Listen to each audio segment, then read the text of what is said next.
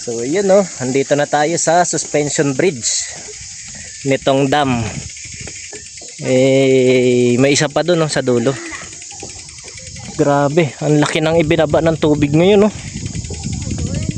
Ayan oh, dating tubig yan, yung mga namumuti na yan. Yan ang dating level ng tubig.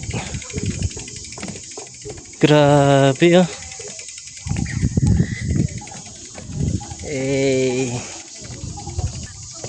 Namamasyal din sina Tia oh. Ganda dito ah. Mahaba din tong suspension bridge nila na to ah. Pupunta tayo sa pangalawang dam. Medyo malayo-layo pa rito yan eh. Yon, dito na lang ulit. Mamaya na lang ulit kapag nandun na tayo sa pangalawang dam.